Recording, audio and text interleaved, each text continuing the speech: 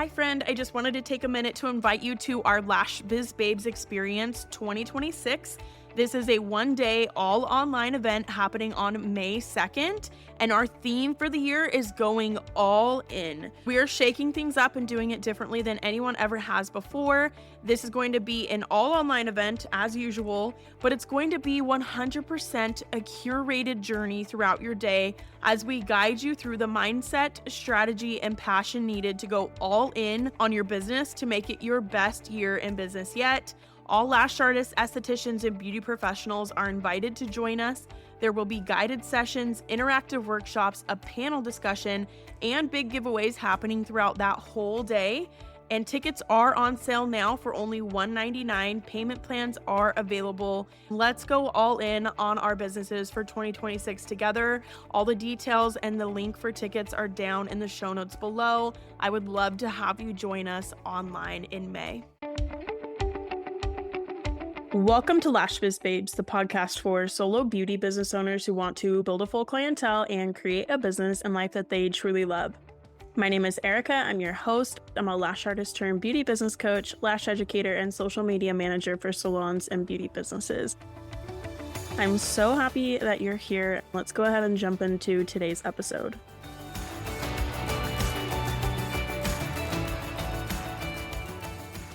Welcome to this week's episode of Lash Biz Babes. My name is Erica. I'm your host. And this week we are going to maybe give you a little bit of whiplash. I don't know, maybe.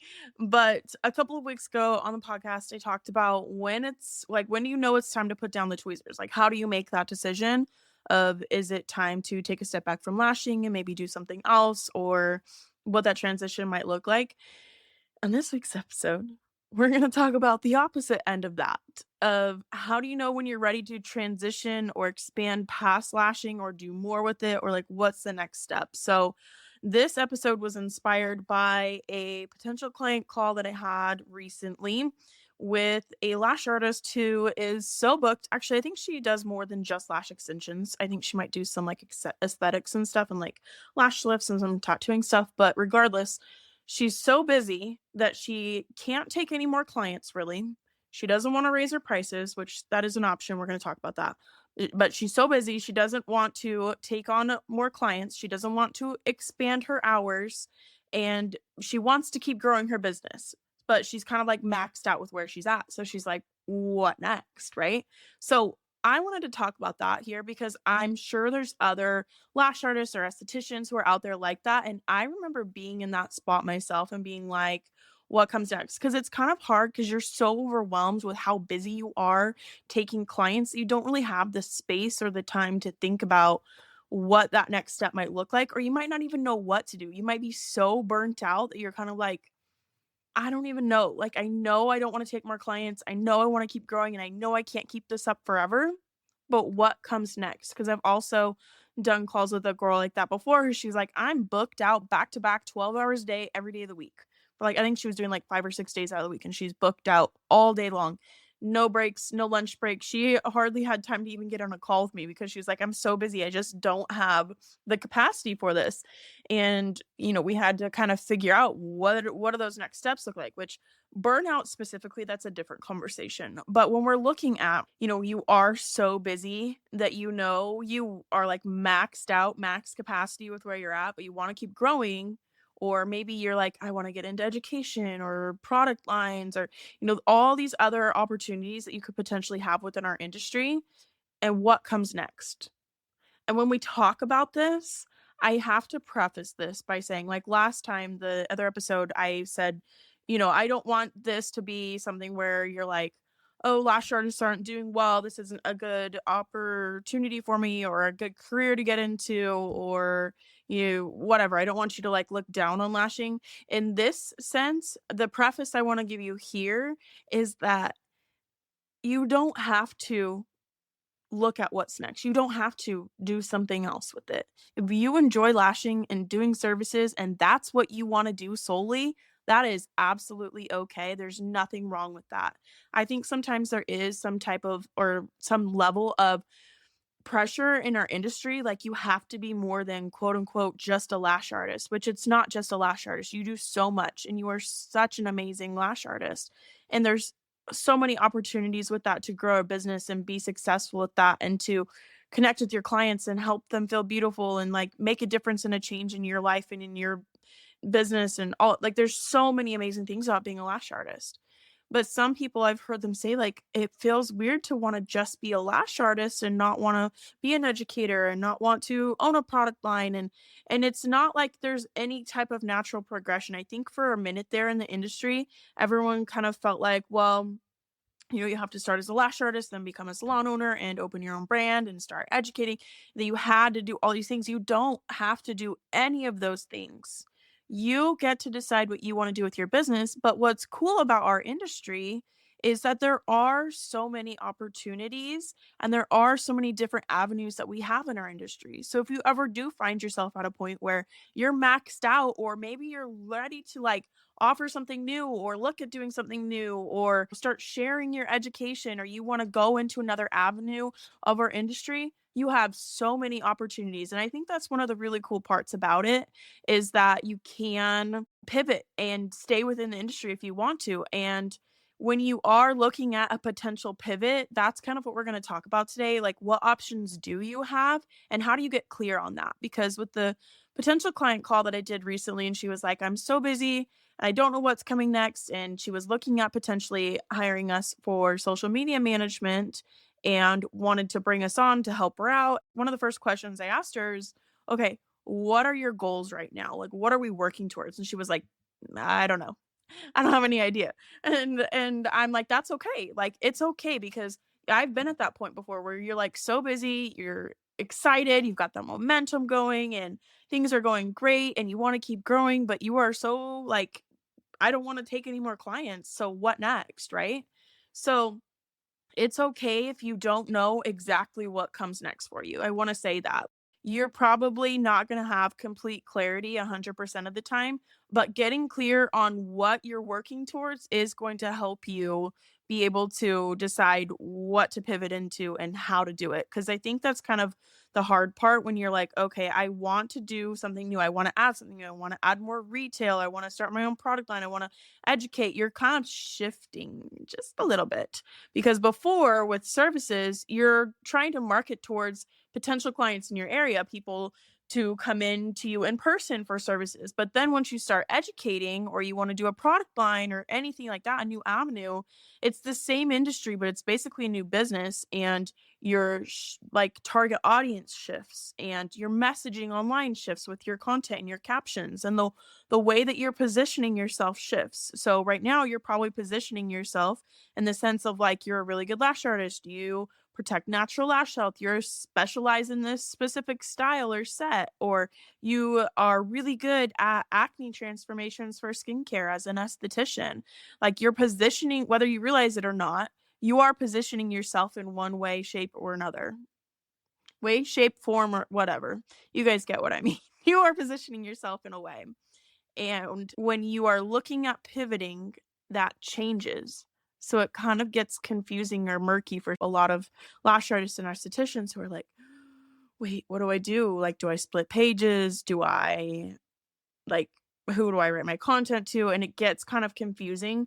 So we're going to back up a little bit and just kind of slow this down and talk this through. Talk about different options that you have if you want to expand past services and kind of how to navigate that transition. So, when you are that booked out and you're like, okay, I am maxed out. I'm at max capacity with the amount of clients I can take and the time I have to do services. So you have a few options to keep growing your business. You could keep it going steady where you're at, which there's nothing wrong with that. Maintain. You're kind of in more of a maintenance state versus like a scaling state. And I mean that in the sense of like your business. You're maintaining the business, you're keeping it running, you're giving them all the good experience versus scaling, where you're scaling your business, you're actively growing it to that next goal level, right? And you've got to get the systems in place, the processes in place. You have to like be able to manage the clients and the customer service and the inventory. And you're getting all of these systems and processes in place to scale up to that next big goal that you have. So there's nothing wrong with being in maintenance. I shouldn't say like maintenance mode because I don't want it to seem like you're on autopilot when you're just maintaining where you're at.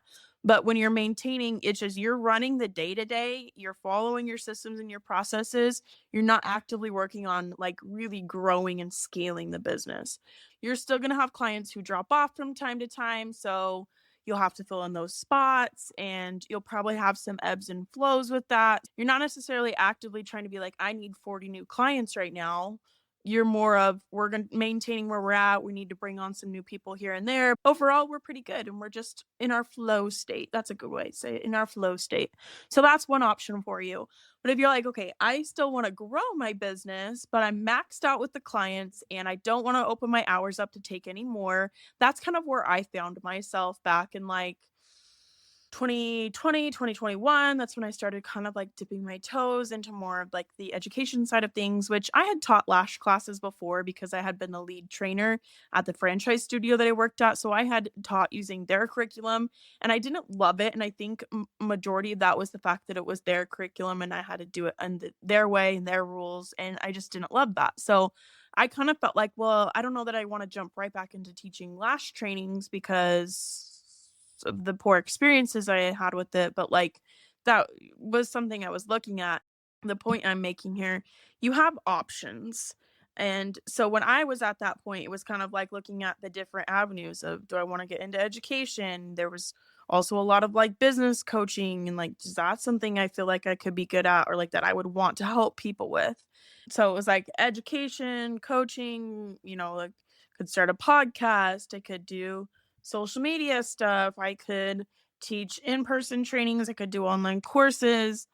I could start a product line. Oh my gosh, I could offer apprenticeships. There's so many different things that you can do, and that's not even naming all of them. There's all kinds of opportunities that you have. So I think for me, it was kind of a matter of looking at what is my overall vision. I think I kind of talked about this a little bit on the episode where I was like talking about when you know it's time to put the tweezers down. And I think it's kind of the same here. And it doesn't matter what you're looking at doing, like making changes or pivoting in your business, whether that's expanding or potentially taking a step back or like quitting, is like the bigger picture overall vision that you have for your business and your goals.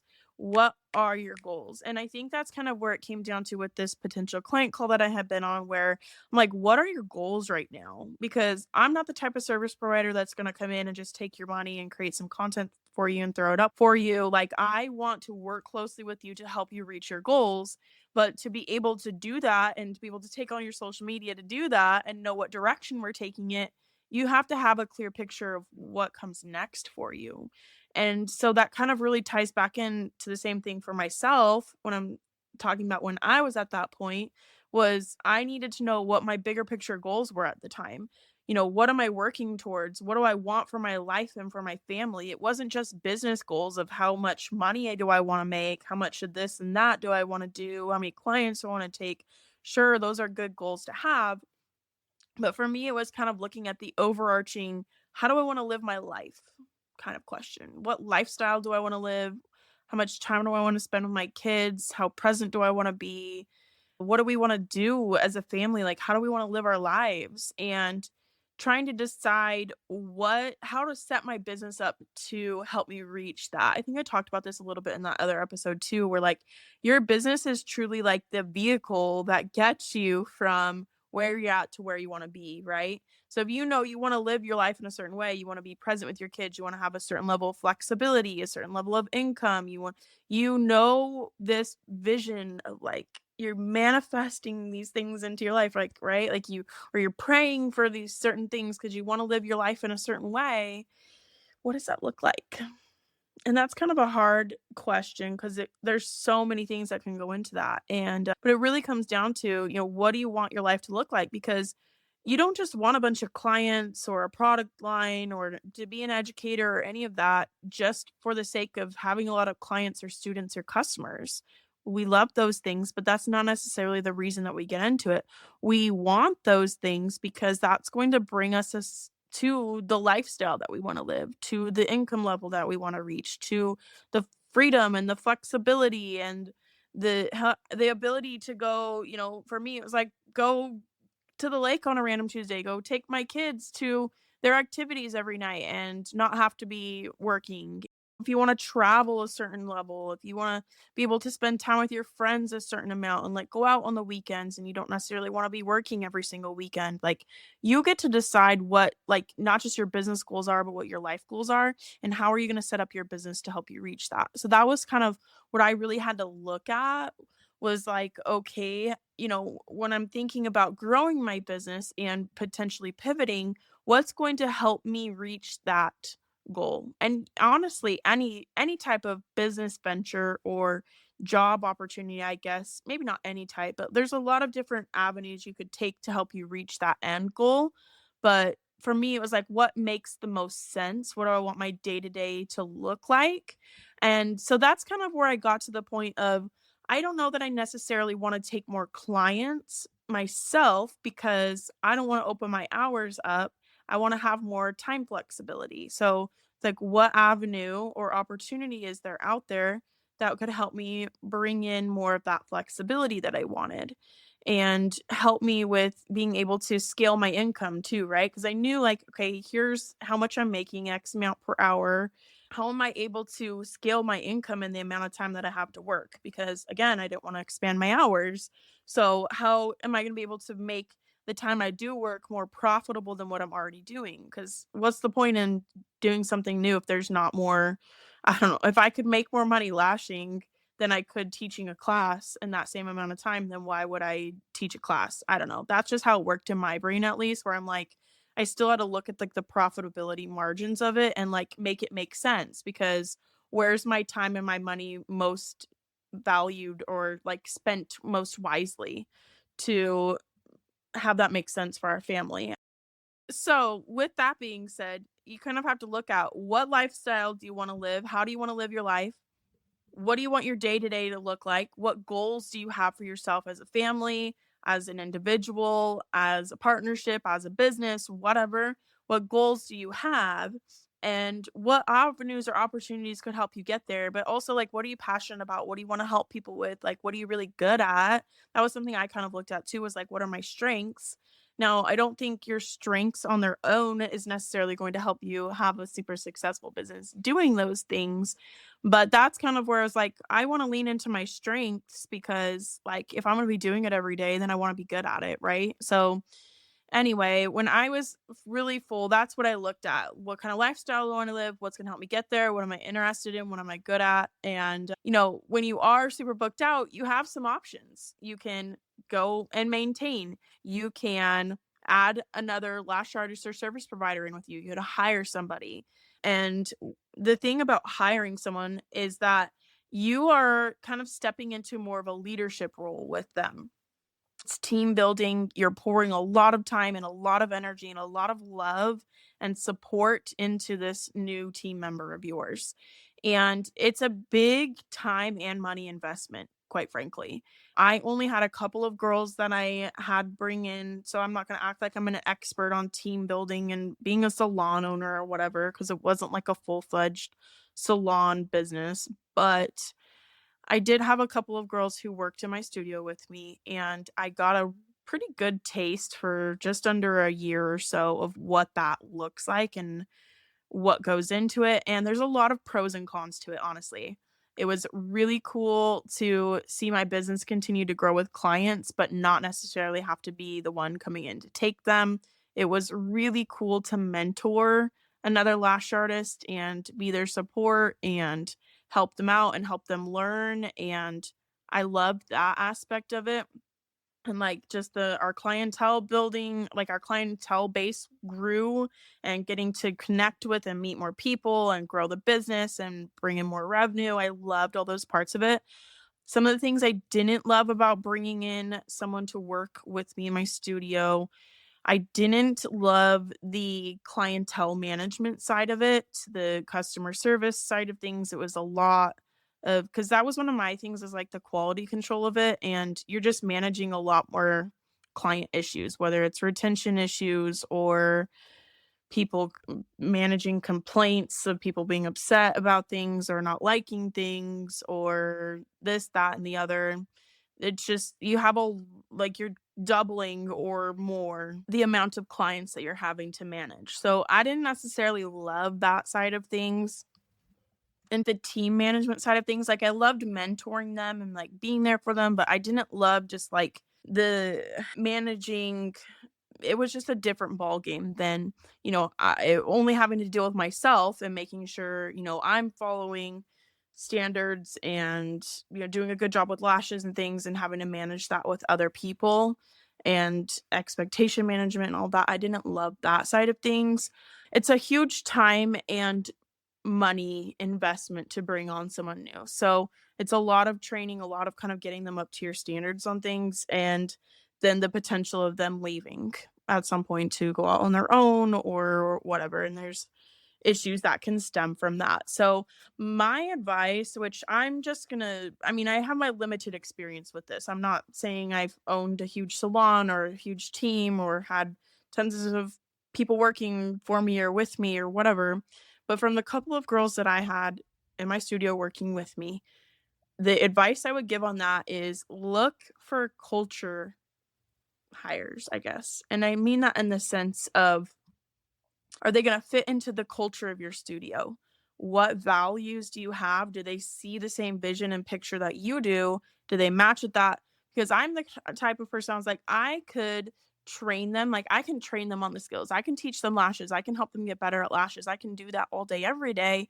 But I can't teach you how to be a people person. I can't teach you how to communicate well. I can't teach you how to manage clients well, have good customer service. Like, customer service, you can kind of teach a little bit more, but like, I wanted someone who would match the genuine, homey, just the cozy vibes of our studio, like my studio, and really was able to be a people person. Like, I wanted that, and I wanted to bring in someone who matched and meshed well with the vibes that I had going on in the studio and would be able to treat and help people and our clients like I would. That was really important to me. I wanted someone who could come in and take care of our clients well and communicate well and who was, kind and genuine and all of those things. So that's something I look for. And that's what I would recommend, especially if you already have other team members, being able to bring in people who kind of will mesh well with the dynamic that you have in your studio or salon. I think that's something that's really important too.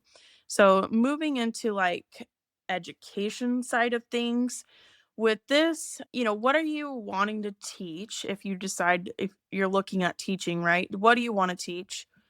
What services is it? What are you good at? Like, there's so many different ways you could do online, you could do in person. But what I would recommend if you want to get into being an educator, kind of like your first next steps, is look at being able to teach in person. I think it's a lot easier because that you're like, oh, well, I just want to teach everyone everywhere and do all the things and put out online courses and make all this money because people on social media make you think that it's so easy to put out an online course and make passive income overnight, which it is. You can do that, but it's not as easy as it looks. So what I would recommend is starting in your in-person local area. Okay, because you already have clients who know you, like you, trust you.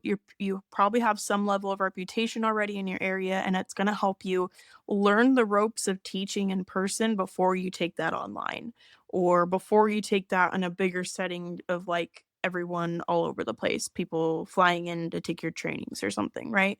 Focus on your local area and your local students and how you can serve them to the best way that you can, and then let that success overflow into your online space and bring in more audience and more people and be able to transfer that teaching experience from in person to online. So as an example of this, I have a social media client who I'm helping launch an online course for. And by the time this episode airs, her course will have already launched. But the thing about it is, like, she's taught so many students in person that she knows exactly where they get tripped up. She knows what questions they have. She already had her curriculum and her technique refined based on what students struggled with or not. And so she was able to translate that into her online course and bring it online and be like, some students hold it. It was a Brazilian wax online course. So she's like, some people will hold it this way, but you really need to hold it this way so that, it works out a lot better, or you need to do this or you need to do that. And that way, you know exactly where students need help the most, or what questions come up the most, or what issues come up the most. So teaching in person is a really good starting place if you're wanting to get into education. And you probably already have some level of local audience on your pages anyway, so you're not really having to like shift your target audience too much. And you already have people in your area who could be interested in learning from you. So that's just kind of my opinion and insights on getting into education. Focus on your local area first, teach people in person first, get your curriculum down, get your technique down, get your teaching skills down, understand where students need the most help as far as like where do they get stuck, what questions do they have, and then you can pull that into an online course later if that's something that you're interested in. You don't have to do it that way. I just think it's going to be easier. You're going to be the most successful that way. Serve your people who already know who you are and who already know, like, and trust you really well, and let that success spill out in other avenues later on and other audiences later on. So that's my opinion on education. Now, my opinion when it comes to I don't know that my opinions matter that much, but my opinion when it comes to starting a product line, that is also an option that you have. I can't speak to actually starting a product line because that's not something that I decided I wanted to do. It just was like I just wasn't something that interested me with product development and doing all the website stuff and inventory with it and all of that.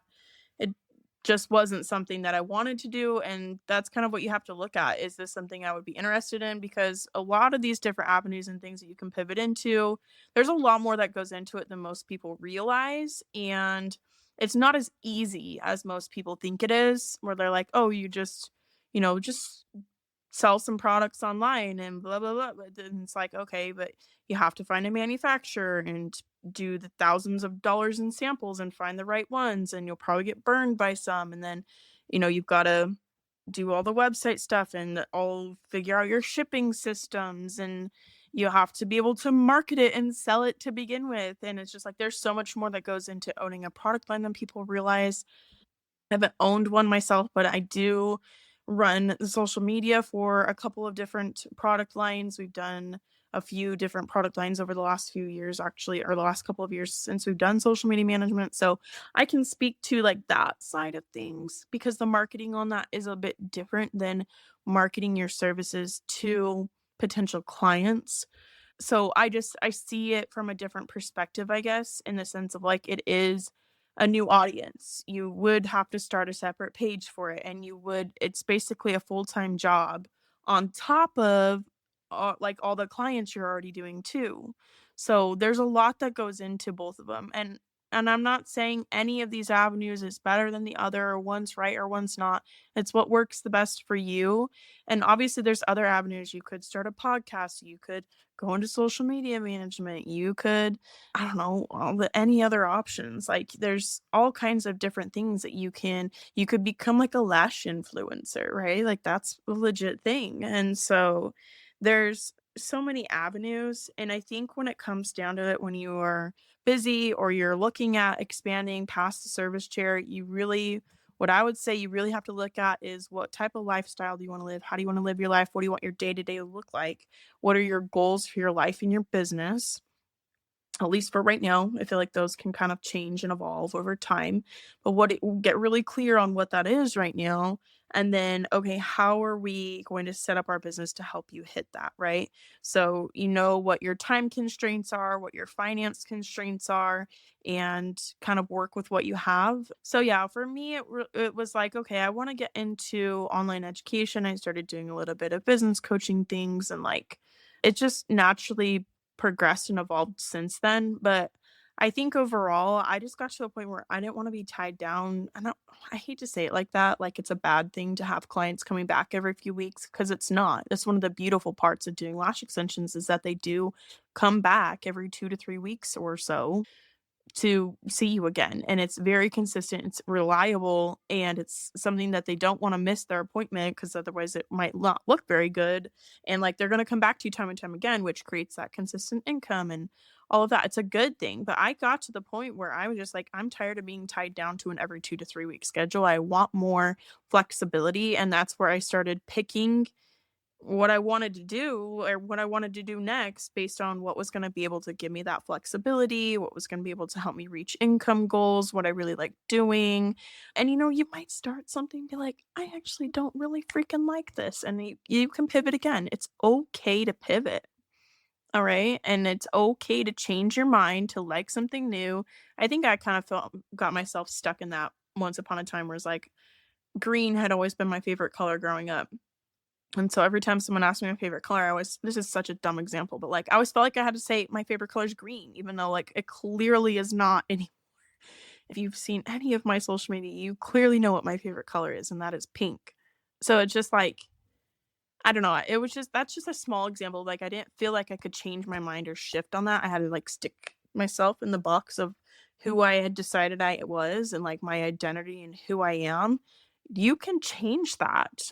If you don't like who you are and you want to change and be different, that's okay. You don't have to get yourself stuck in that same box of who you've always been or the stories about who you are or your past experiences of where you messed up or you did something you shouldn't have or you did a bad job on something or you quote unquote failed.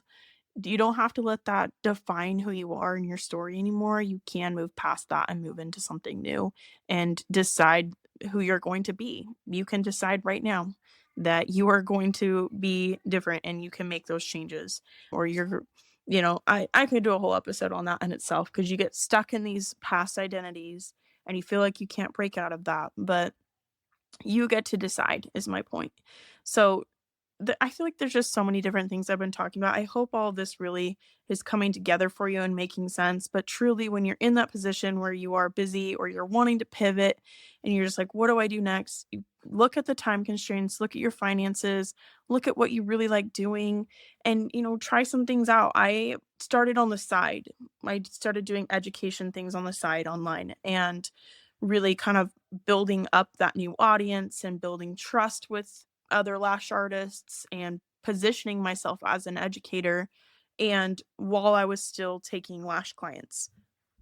So I did that part time for like a year, year and a half before I decided to close my lash studio and go full time and do the podcast and all of the online education, in person trainings, and like business coaching and things like that. So I did it on the side. And I think that kind of helped me to make that transition easier and to build that confidence in myself. And like I was telling the potential client that I had on the call that inspired this episode, like you can choose to like hire someone else, but still, and you maybe not focus on education right now, but you could still position yourself as an educator in your content too, and start working on building that up. So if you're like really busy right now, but you're like, I don't know if I want to like launch a course or like, I don't know if I want to, bring in retail products right now or whatever, you can still work on social media, like building out your audience for that and positioning yourself or like, sharing more educational content, really like positioning yourself as an educator and letting people view you as an educator, which I feel like is a hard identity to break into at first because you're kind of like in the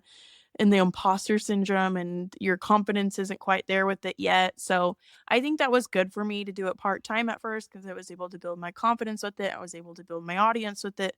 And now those were some different things that I needed to be able to take that full time. So that's a whole other episode I could do too. But the point of this one, I just wanted you to see the different options you have, kind of hear a little bit of insight into what it might be like in those different options, and help you decide how to get some clarity around what you want to pivot into, how you want to make that pivot, and kind of what comes next. Because if you're in that spot, you're probably like confused or like, what do I do next? How do I get myself, I'm so busy, I'm so booked. How do I get myself out of this? Not in a bad way. I'm like, that sounds bad to get out of this, but like how do I keep moving forward? What are my next steps?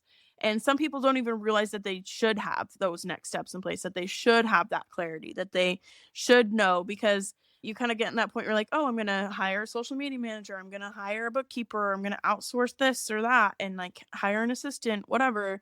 But if you don't have clarity around the goals that you have and what you're working towards and like set goals and you don't know what you're working towards, then you're going to bring on all these people and be like, why am I paying them? And my business isn't growing. Like, I feel like it's not doing anything, right? You've got to know what you're working towards. And I think that that's important. Unless you're just in that maintenance state and you're kind of just wanting to help bring on people to help you maintain. But in my experience, people bring on social media managers or they outsource things to help them grow more with while them not having to be the one to do it all. So that's just my point of view. Have that really good clarity and those really good goals around what comes next for you in your business. It probably will evolve and shift over time, but I think clarity is just an important piece of deciding what comes next for you when you are in that position where you are super booked out. So, with that being said, if you are in that position, I am excited for you because it's overwhelming sometimes, but it's like a good problem to have to be so busy that you don't know what to do and how to handle your time and you know you want to keep growing, but what do you do and how do you handle it and all those things. It's a good problem to have. I'm excited for you because you have so many opportunities ahead of you and in front of you, and I hope that you can keep that mindset too of like this is a good thing and I have so many opportunities, like this is exciting, and you have so much momentum built up that you can keep rolling on and keep building on. Girl, you're in just the right spot. So I'm excited for you. If you guys have questions on this, feel free to reach out. I'm also going to leave the link in the show notes to book a one on one call with me. I haven't offered these in quite a while, but I'm starting to offer them just a little bit now. So if you are like wondering what comes next for you, you're trying to get some clarity around things, you're working through some things in your business with scaling or setting up systems, processes, trying to figure out those next steps for yourself, book a call because that is really helpful to kind of get another set of eyes on your business, another set of ears on your business, someone who can kind of look from the outside looking in and help you get that clarity around what you want that to look like, what you need to do, and like the execution of it. So, would love to talk with you more, but I hope you guys have a great week. Thank you so much for being here. If this was helpful for you, go ahead and go leave a review wherever you listen to podcasts at so that we can help continue to grow the show and reach new lash artists and estheticians just like you. So I appreciate you. Have a great week, and I will talk to you again next week.